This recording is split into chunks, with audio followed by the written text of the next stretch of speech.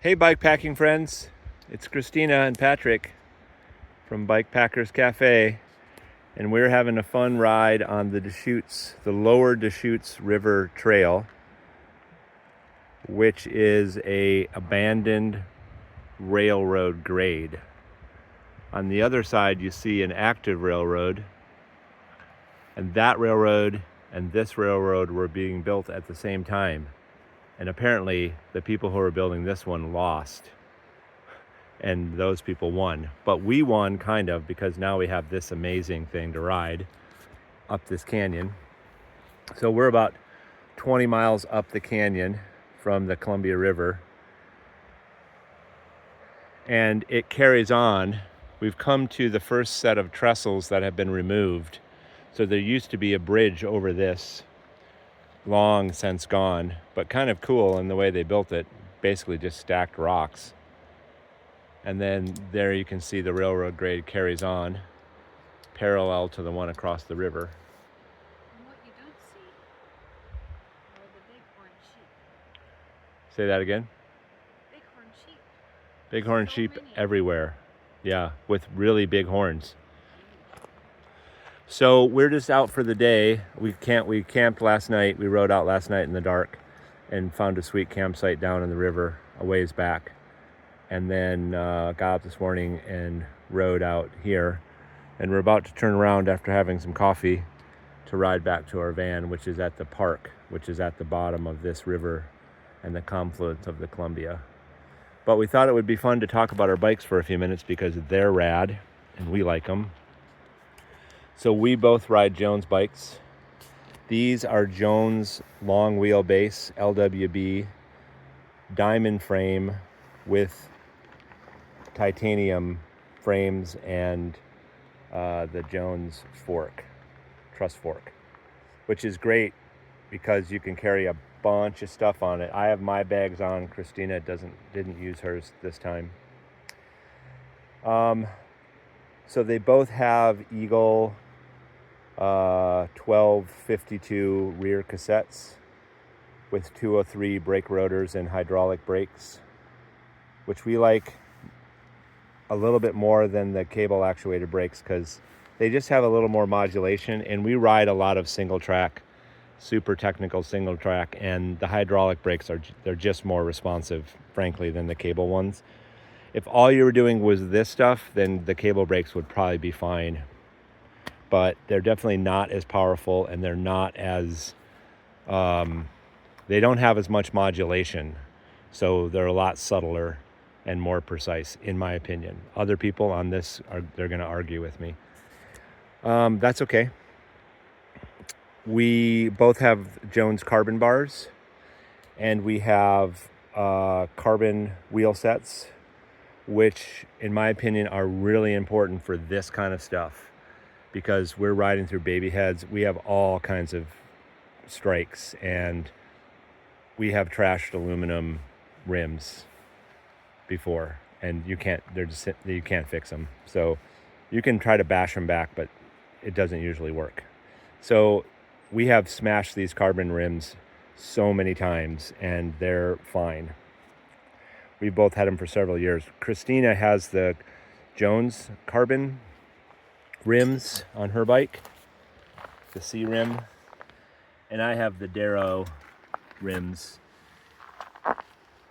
which Mike Kiriak built for me on his. You can order them on his website, LaceMine29, and he'll build whatever you want, and mine have been spectacularly bulletproof. And we ride really hard stuff, both with gear and without gear. So I feel like they performed amazingly well. They're really light and they're really strong. We both have dropper posts, Thompson dropper posts, which are pretty critical for technical bike packing, which we do mostly. And then we recently switched to the Aero rack kit instead of having something on our seat post, mainly because it's hard to find ones with that work with dropper posts. And also Christina's bike frame is small. This is really common with women's bike frames, is her frame is too small. You can see how if we had a bike bag attached to that, it would hit her tube. It would hit her tire. And she wouldn't be able to put her seat down, which she just did, which is pretty key for technical riding, in my opinion. And also, it's just rad to come to a stop and put your seat down so your feet can go to the ground. Like, that's just safer in town and everywhere else. So, I don't know what else is different on our bike. We both have pedals we like. They're just standard flats. We do have carbon cranks, which are also pretty bulletproof. So we basically have titanium, and everything that can be carbon is carbon. So they're pretty light. They're as light as we could possibly get them before we put gear on them. They're definitely well below 20 pounds before you put any gear on them. I think Christina's might be like 16 or 17 pounds before she puts gear on it. Revelate Jones specific frame bags, they work great. The Arrow rack, and we just have a double-ended dry bag on mine, and she has an Arrow bag, which is kind of cool because they have these straps on top, so it really like locks the bag onto the rack. And then Arrow also makes a plastic harness that mounts on your handlebars, so you can put a double-ended dry bag on there. We like those better than the Ortlieb ones. The Ortlieb ones are really nice, but it's really hard to take the whole bag off your bike. And at night, sometimes it's good to just be able to take the bags off and like go in your tent or go somewhere else with your whole bag instead of unpacking everything in the bushes. But on this one, it's just overnight, so we went with the bags we have. We both have the same ones. These are kind of cool because they also come with this pouch that you can put on the front, and I have my vest in there, but it will also hold a 6-pack of beer and several burritos, which is fun. Doesn't it have a waistband too? It does have a waistband and a shoulder strap. Yeah. Fanny pack. So you could have a fanny pack with that thing as well, which is sometimes nice. You have to go shopping on a trip. Sometimes you have that. What else is cool about our bikes? That mine has blue pedals and yours doesn't. She has blue pedals because Christina is horrified with my ever-growing attempt for us to look like each other. If she didn't have blue pedals, she would end up riding my bike because I have black pedals and she has blue pedals. Otherwise, everything is the same. That's it. And then seats, we've tried so many seats. We both ride the WTB. I think these are the Speed seats. Oh, mine's the Pure. She has the Speed. Seats are seats. It's pretty hard to find one that's comfortable for a long time. You just have to take care of your ass when you're riding, frankly. There's a whole body of information on the internet about seats. I've tried every imaginable seat. The Pure WTB seems to work best for me. Christina has the Speed. That seems to work pretty well for her bum. But you got to find the seat, and then you just got to find the seat that fits you. The other thing that's super handy on these bikes are these gas tanks. So we have those on both of our bikes, and we just fill them with snacks. They're always filled with snacks. They're great that way. We also, on this trip, we didn't carry water bottles, but we have water bags that go in our frame bag. And they're kind of cool because they use these Sawyer inline ones, and so we don't have to carry a pump. We each have this on our bike. This could also go in a backpack. And they're cool because you can just dip the whole thing in the river, fill it up immediately, and then when you pull on it, it filters it as it comes from the bag to your mouth. And then the hose just goes up here on our handlebars, and we can drink that, and we don't have any weight on our back. It's all in our bag. I just noticed that. You have to suck a little harder. I won't comment on that. You'd have to suck a little harder than normal because you are pulling it through a filter. It's probably good somehow for you.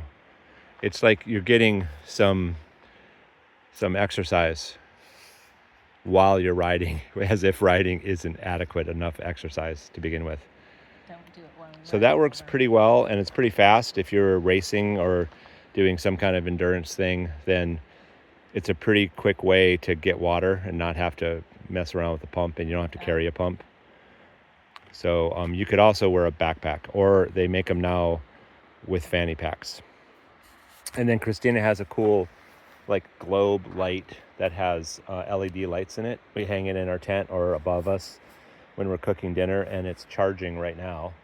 And then when we get to camp, we'll turn it on and it'll run easily multiple nights. It lasts a really long time. They're also great at home when the power's out. They're great at home when the power's out as well. We have like 7 of them at home in the windows charging right now as we speak. Okay, we love Jones Bikes. We have just become a dealer for Jones Bikes. If you want help, we're happy to help you. Bike Packers Cafe does have a consulting service where we help people figure out what bike is right for them, what gear they need, and we'll even help you plan your trips and teach you how to use navigational stuff and figure out routes that work for you and the gear you need and the bikes you need. We can either direct you towards bikes that are already built that we think would work for you, or we can build one for you. If you're already leaning towards the Jones bikes, you can also just buy them from Jeff or buy a complete one, or we would be happy to find one that we think would work for you and build it. And if you're in our neck of the woods, which is Bellingham, Washington, 90 miles north of Seattle, you could come and ride one of ours. We have 5 different ones of a couple different sizes. And so if you're in our neighborhood, we could go for a ride if you're trying to figure out if that's a bike for you. And then we could fit it out for you and do a custom fit for you and get you on the road with all the right gear and the right bike, because a comfortable bike is the most important part of bike packing, because otherwise you won't ride it. Got to start with a comfortable bike, and from there we can do all number of things to make it super whammy, and lots of gizmos and ways to make it ride more technical terrain, or we can put some smooth tires on it and you can totally rip on the highway too. So this is by far the most versatile bike I have ever ridden. And we do everything with it, from double black diamond, super gnar, Pacific Northwest dumbass descents, to riding on a highway for 9 hours. What?